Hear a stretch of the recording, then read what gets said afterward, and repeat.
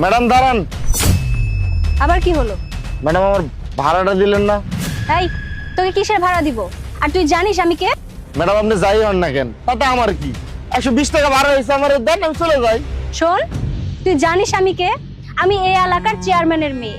শুধু একটা কল করব, সেই কলের সাথে সাথে তুই এবং তোর রিকশাটা না উড়ে যাবি। দেখেন ম্যাডাম, এমন করবেন না। আমি গরিব মানুষ, দিন রাত মেহনত করে টাকা কামাই করি, আর আপনার কাছে তো 120 টাকা কিছুই না। টাকাটা দিয়ে দেন। এই শোন, এই পুরো এলাকাটা না আমার বাবার।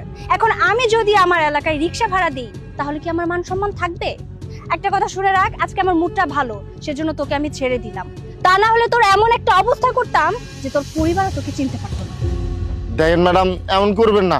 আপনারা কিন্তু ভুলে যাবেন না, আপনারা কিন্তু আমাদের ভোটেই জিতেন। এই রিকশাওয়ালার বাচ্চা, কি বললি তুই? তোদের ভোটে আমরা জিতি? আজকে তো তোকে আমি...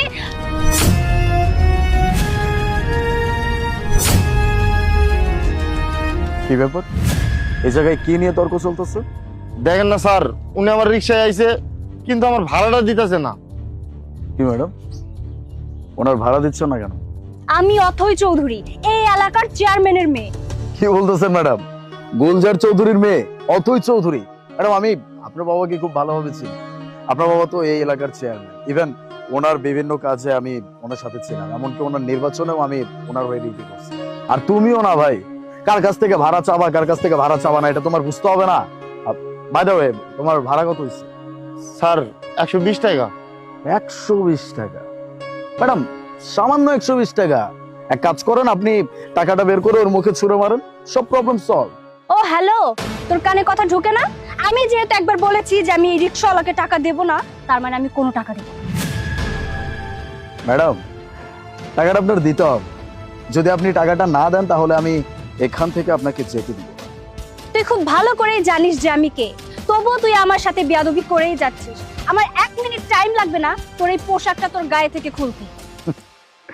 ম্যাডাম আপনি আমাকে হুমকি দিচ্ছেন আপনি আমার পোশাক খুলে ফেলবেন? খুলতেই পারো। আপনার এই হুমকিতে আমি ভয় পাই না। আমি আর বাকি 10টা পুলিশের মতো না, যে এরকম হুমকি দিবেন আমি ভয় পেয়ে যাব।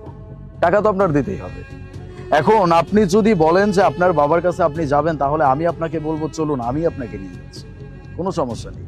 আপনার বাবার সামনে গিয়ে আপনি নিজে বলবেন সামান্য 120 টাকা ভাড়ার জন্য আপনি একজন পুলিশ অফিসার আর একজন রিক্সাওয়ালা দুইজনের সাথেই বেয়াদবি করছেন। আপনি কি ভাবছেন? হ্যাঁ, সবাইকে একরকম ভাবেন? আপনার বাবা যে নির্বাচন পার্ট 2 দেখতে সাবস্ক্রাইব করুন W Short 07।